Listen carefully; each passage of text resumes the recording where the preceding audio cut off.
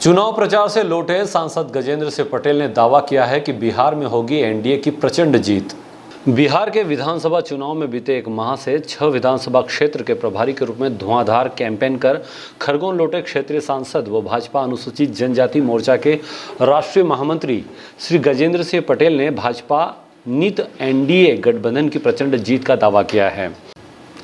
डीजीएनए news channel head Shyam Kushwaha से विशेष चर्चा में सांसद श्री पटेल ने राहुल गांधी पर छठ मैया एवं समूचे सनातन धर्म का अपमान करने का आरोप लगाते हुए कहा कि बिहार की जनता इंडी गठबंधन को सबक सिखाएगी। श्री पटेल से भाजपा जिला कार्यालय पर हुए साक्षात्कार के समय भाजपा जिलाध्यक्ष श्रीमती नंदा ब्राह्मणे, जिला उपाध्यक्ष लक्ष्मण इंगले, जिला मंत्री चंद्र सिंह वास्कले, जिला मीडिया प्रभारी प्रकाश भावसार, जिला पंचायत उपाध्यक्ष बापू सिंह परिहार आदि उपस्थित रहे। आप देख रहे हैं डीजीएनए न्यूज। आज हमारे साथ ऐसी शख्सियत है जिन्हें कहा जाता है निमाड़ की नैया मतलब सिर्फ गजू भैया। इनके द्वारा लगातार एक महीने से ऐसे चुनाव की जिम्मेदारी दी गई थी जिसे पूरे देश में बाहुबलियों का चुनाव कहा जाता है। ऐसे में हमारे साथ में सांसद आज एक महीने बाद आए प्रथम चरण का, चूंकि वहाँ चुनाव होना है तो चुनाव निर्वाचन के निर्देश अनुसार आज उन्हें उस क्षेत्र को छोड़ के आना था। आज खरगोन एक महीने बाद पधारे हैं। हम गजू भाई से जानते हैं, गजू भाई आप निमाड़ के साथ साथ एक नया बिहार का चुनाव देखा जो बाहुबलियों का कहा जाता है, पूरे देश में माना जाता है। आपको कैसा क्या अनुभव रहा उसका? सबसे पहले तो भारतीय जनता पार्टी के कार्यकर्ता होने के नाते पूरा देश एक राष्ट्र है और पूरा पृथ्वी एक परिवार है। इस नाते हम पूरे देश की एकता के आधार पर हम चुनाव लड़ते हैं। भारत माँ को हम अपने शीर्ष स्थान पर रखकर पूरे देश की जनता विकास की राह पर चले, इसलिए बिहार प्रदेश भी उस राह पर आगे बढ़े, उसको लेकर चुनाव प्रक्रिया में हम लोगों ने भाग लिया है। निश्चित तौर पर बिहार का चुनाव हमारे लिए एक नए अनुभव के आधार पर, एक नई परंपराओं के आधार पर और एक नए संकल्पों के आधार पर चुनाव को देखा गया है। बिहार प्रदेश का ये चुनाव देश को संदेश देने वाला चुनाव है। जिस प्रकार से 20 साल पहले बिहार प्रदेश में लालू प्रसाद यादव की सरकार थी, किस प्रकार का गुंडा राज था, किस प्रकार का आतंकवाद राज था और किस प्रकार से महाबलियों का राज था, इसके कई उदाहरण हमको चुनाव प्रचार में देखने को भी मिले हैं। गांव में कोई शासन नहीं था, कोई प्रशासन नहीं था, राजनेता ही वहां पर गुंडागर्दी करने के लिए और असंतोष फैलाने के लिए प्रख्यात नामों में गिने जाते थे। परंतु ये चुनाव छठ माता का पवित्र त्यौहार जो देश का नहीं पूरे विश्व का सबसे बड़ा त्यौहार रहता, उसका भी हमको मनाने का अवसर मिला है। मैं देश के प्रधानमंत्री आदरणीय नरेंद्र मोदी जी का भी आभार व्यक्त करता हूं। और ये चुनाव वास्तव में 20 साल से हमारी एनडीए की सरकार है जिसके नेता आदरणीय नीतीश कुमार जी थे और जिस प्रकार से बिहार में जबरदस्त विकास हुआ। 20 साल पहले न वहाँ सड़क थी, न बिजली थी, न ही घर बनने वाली कोई व्यवस्था थी। परंतु जब से नीतीश कुमार की सरकार बनी, एनडीए की सरकार बनी, तब से वहाँ पर गंगा पथवे के माध्यम से वहाँ पर अनेक प्रकार की सड़कों का निर्माण हुआ है, अनेक प्रकार के बिजली के काम हुए हैं, अनेक प्रकार के गाँव में विकसित श्रेणी के लिए आधार बना है। और जनता से जब उन्होंने बातचीत करी तो जनता ने कहा कि 20 साल पहले की स्थिति और अब 20 साल में जबरदस्त परिवर्तन गाँव और शहरों में आए हैं। पहले बिहार लोग जाना पसंद नहीं करते थे। 20 साल पहले कई बिहार के लोगों ने बिहार छोड़ दिया, देश भर में रहने लग गए, विदेशों में चले गए। जहां पर एक आईपीएस अधिकारी की पत्नी के साथ भी 2 साल तक बलात्कार हुआ, इस प्रकार की घटनाएं हमको लालू प्रसाद यादव की सरकार में देखने को मिला और उनके ही मंत्रिमंडल के विधायक और सांसदों ने इस प्रकार के कृत्य करे हैं जिसके कई कार्रवाई हुई है। और मुझे लगता है कि अब बिहार की जनता एनडीए की सरकार के प्रति विश्वस्त है और इसलिए ये चुनाव एनडीए की सरकार के लिए भी और बिहार की जनता के लिए महत्वपूर्ण था। वैसे सरकार एनडीए की ही अभी इससे पूर्व में भी थी, विकास के मुद्दे तो रहे होंगे और क्या क्या मुद्दों से आपको फेस करना पड़ा?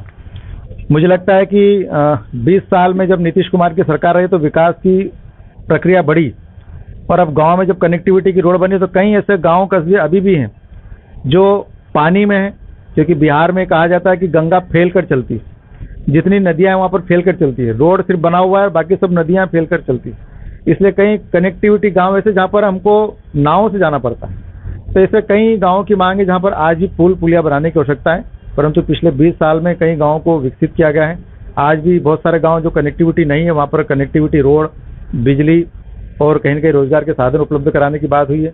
कई फैक्ट्रियां जो 20 साल पहले बंद हो गई थी बिहार में, कहा जाता है कि बिहार में तो नालंदा विश्वविद्यालय जैसे कई ज्ञानशील के केंद्र रहे हैं और बिहार की जनता और बिहार में ज्ञान का भंडार भी है, परंतु वहां से विकसित बिहार न बनते हुए बिहार पिछड़ा हुआ था। पर 20 साल में जो विकसित बना उसके आधार पर लोगों ने विश्वास व्यक्त किया है और मुझे लगता है कि कई प्रकार की समस्या वहाँ पर देखने को मिली है, क्योंकि वहाँ का जो क्षेत्रफल है वो भी कम है मध्य प्रदेश से। वहाँ की जनसंख्या मध्य प्रदेश से डबल है, यहाँ पर 7.5 करोड़ है, वहाँ पर 14 करोड़ से ज़्यादा जनसंख्या है।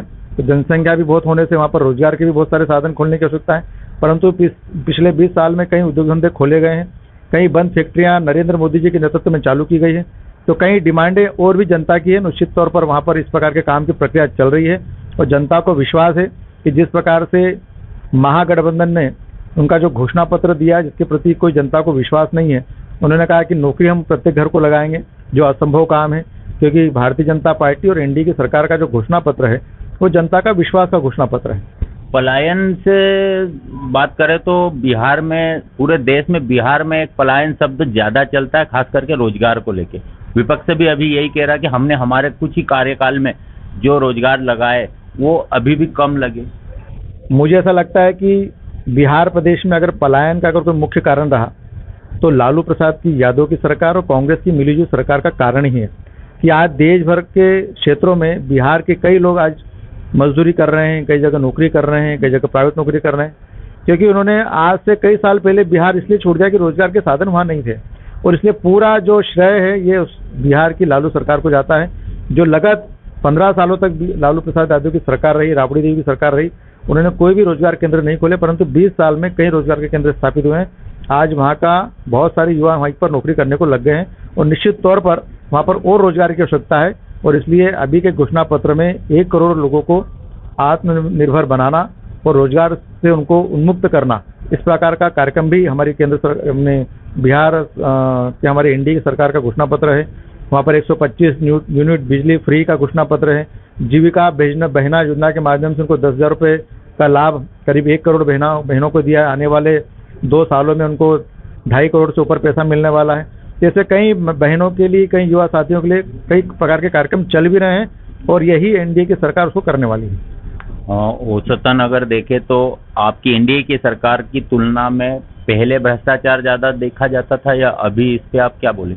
मुझे लगता है कि पहले तो 20 साल पहले अगर हम लालू प्रसाद की सरकार की बात करें या उसके पहले की सरकार की कांग्रेस की बात करें, कोई सरकार नाम की कोई चीज़ नहीं थी। वहाँ पर प्रशासन भी बेखौफ था, खुला था, भ्रष्टाचार चरम पर सीमा पर थी, गुंडावाद भी चरम सीमा पे थी और हर गांव में महाबलियों का राज था। कोई भी न्याय प्रशासन की कोई व्यवस्था नहीं थी और उसका जीवित उदाहरण मैं इस बात को कह सकता हूं कि वहाँ के प्रशासन शासन के कई ऐसे अधिकारी कर्मचारी जिन्होंने वहाँ से ट्रांसफर लिया और देश की विभिन्न जगहों पर नौकरी करने चले गए। कई लोग बिहार से विदेशों में चले गए, उन्होंने इस डर से चले गए कि यहाँ पर नौकरी कर ही नहीं सकते। और मैं ऐसा उदाहरण इसलिए देता हूँ कि कई प्रकार के अधिकारी कर्मचारी, इसमें IPS का उदाहरण दिया, वी श्रीवास्तव जी की धर्मपत्नी के साथ 2 साल तक लालू प्रसाद यादव जी के सरकार के ही विधायकों ने बलात्कार किया। ऐसे कई उदाहरण है। 1998 से लेकर 2004 तक घटनाक्रम चलता रहा। ऐसे कई महाबली प्रकार के आक्रमण लालू प्रसाद यादव की सरकार में होते रहे और मुझे लगता है कि पहले की सरकार में कोई सरकार नहीं थी। अब एनडीए की सरकार में लोग मान गए कि सरकार है और अब सरकार अपनी गति से काम कर रहा है। आपने यहाँ का भी चुनाव, क्योंकि आप यहाँ के हो तो यहाँ के अनुभव भी देखे हैं चुनाव के, और वहाँ के भी जातिवाद मुझे लगता है मध्य प्रदेश से ज़्यादा बिहार में पनपता है। मुझे लगता है ये जातिवाद का बीज भी कांग्रेस ने बोया है। कांग्रेस ने ही जातिवाद को बांटकर अपने वोट बैंक की राजनीति करी है। भूमिहर हो, निषाद हो, मुसर हो, ब्राह्मण हो, राजपूत हो, वहाँ पर पासवान हो, इस प्रकार की कई प्रकार की उपजातियाँ भी हैं। वहाँ पर जातिवाद के आधार पर चुनाव लड़ने का क्रम भी कांग्रेस ने ही शुरू किया और यही लालू यादव ने यादववाद शुरू किया, जो कहता है कि वहाँ पर बिहार यादव बाहुल्य होने के कारण से वो हमारे साथ जुड़े रहें। परंतु इस बार यादव भी उनके साथ में नहीं है, क्योंकि उन्होंने भी देखा कि जिस प्रकार से यादवों के प्रति उन्होंने काम नहीं किया, आज यादव एनडीए के साथ में, इसलिए पिछले 20 साल का परिणाम ये रहा कि यादव बाहुल्य क्षेत्र में भी हमारे नीतीश कुमार को समर्थन मिला और 20 साल से यादव के दम पर भी हमारी नीतीश कुमार जी ने सरकार ने काम किया। आपको क्या लगता है एनडीए और भाजपा भाजपा और एनडीए की टोटल सीटों का क्या आकलन करते, क्योंकि आप एक महीना रहे वहां पे, तो आपने इस चीज का आकलन तो किया ही होगा माहौल को देख के। निश्चित तौर पर बिहार में 243 विधानसभा की सीटें हैं। एक महागठबंधन चुनाव लड़ रहा है और एक हमारा इंडिया गठबंधन चुनाव लड़ रहा है। निश्चित तौर पर यह कहा जा सकता है कि महागठबंधन एक प्रकार का ठगबंधन है, जिसने पिछले कई वर्षों से जनता को ठगा है और जनता इस बात को जान चुकी कि ये महागठबंधन ठगने का ही संगठन है और इसलिए पिछले 20 साल से एनडीए को समर्थन मिला है और अभी भी 243 में से पूर्ण बहुमत वाली सरकार जनता एनडीए को चुनना चाह रही है। नीतीश कुमार के नेतृत्व में पुनः एनडीए की सरकार बनेगी और बिहार प्रदेश नरेंद्र मोदी जी के नेतृत्व में बिहार में पुनः सरकार काबिज होगी और बिहार विकास की राह पर फिर गति से आगे बढ़ेगा। ये थे हमारे साथ सांसद महोदय। इनके एक महीने के कार्यकाल में एक विश्व प्रसिद्ध छठ पूजा का पर्व हुआ जिसका लाभ इन्होंने भी लिया, वहाँ छठ पर्व मनाया, थोड़ा सा उसके बारे में बताया। निश्चित तौर पर मेरे लिए बहुत पहला अनुभव था और मेरे साथ भारतीय जनता पार्टी के सब कार्यकर्ता भी यहाँ उपस्थित हैं। मुझे लगता है कि छठ मैया का त्यौहार एक ऐतिहासिक त्यौहार था। देश भर के और दुनिया भर के लोग, बिहार के लोग जो कहते हैं बिहारी लोग, छठ माता को पूजने के लिए दूर दूर से बिहार में आते हैं। बिहार में जितने भी वहाँ पर नदियाँ हैं, उस नदी पर उगते हुए सूरज की पूजा और डूबते हुए सूरज की पूजा, ये दो प्रकार की पूजा पद्धति छठ मैया के इसमें होती है। माताएं पूरे 36 घंटे भूखे रहकर इस त्यौहार को मनाती है, घर पर छठ पूजा करती है, घर के अंदर पूजन अर्चना करती है, समाज के सब लोगों को एकत्रीकरण करती है और जब उस समय डूबते हुए सूरज की पूजा होती है, उगते हुए सूरज की पूजा होती है, स्नान जब करते हैं और जब घाट पर एकत्रीकरण करते हैं तो उसमें ये ध्यान में आता है कि कोई भी व्यक्ति या कोई भी माता बहनें, कोई पुलिस प्रशासन की व्यवस्था उसमें नहीं लगती है। कई प्रकार की जातियां उस घाट पर इकट्ठी होती हैं, सब एक दूसरे से मिलते हैं, पूजा अर्चना करते हैं। वो निषाद हो, मुसहर हो, पासवान हो, अनुसूचित जाति का हो, जनजाति का हो, तमाम प्रकार की जातियां, संत सनातन धर्म के लोग एक ही घाट पर इकट्ठे होते हैं। पूरा शहर उस घाट पर पूजा अर्चना के लिए आता है। ये दिखता है कि बिहार की भूमि भी माँ भारती की भूमि है, जहाँ पर संत सनातन धर्म के लोग रहते हैं। हिंदू समाज के लोग एक जगह पर कैसे एकत्रित होते हैं, ये छठ मैया के त्यौहार में देखने को मिला है। परंतु इस छठ मैया के त्यौहार को भी राहुल गांधी ने अपवित्र किया और माननीय नरेंद्र मोदी जी को एक नाटक बताया कि छठ मैया के त्यौहार पर आए, उन्होंने स्नान किया और वीडियो बना। मैं तो कह रहा हूँ कि ये सबसे बड़ा अपमान अगर किसी ने किया है तो राहुल गांधी ने हिंदू समाज का अपमान किया है, छठ मैया का अपमान किया और बिहार की जनता उनको माफ नहीं करेगी। ये चुनाव परिणाम में जिस प्रकार से छठ मैया का उन्होंने अपमान किया है, और छठ मैया के जितने भक्त लोग हैं, ये बिहार के चुनाव में कांग्रेस को उनकी दुर्गति करेगी तो कांग्रेस को घर भेजेगी। थोड़ा सा एक और अपडेट चाहिए था कि आपको जिम्मेदारी भाजपा ने जो दी थी, तो वो कौन कौन से क्षेत्र थे, कहाँ कहाँ आपने जनसंपर्क किया? मेरे पास बिहार विधानसभा के चुनाव में खगड़िया लोकसभा थी, जिसमें 3 जिले आते हैं और 3 जिलों में 6 विधानसभाएं थी।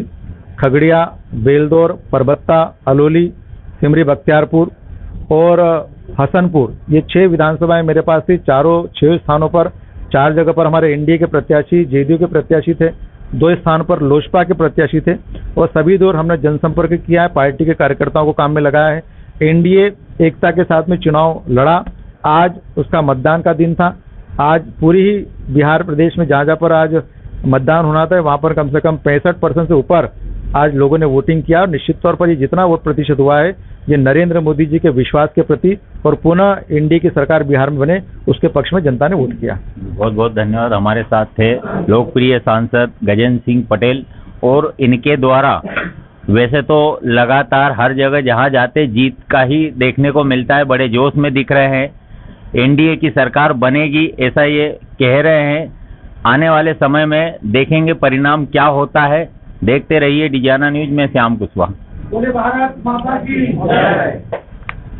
भारतीय जनता पार्टी जिंदाबाद जिंदाबाद, भारतीय जनता पार्टी जिंदाबाद जिंदाबाद, भारतीय जनता पार्टी जिंदाबाद जिंदाबाद।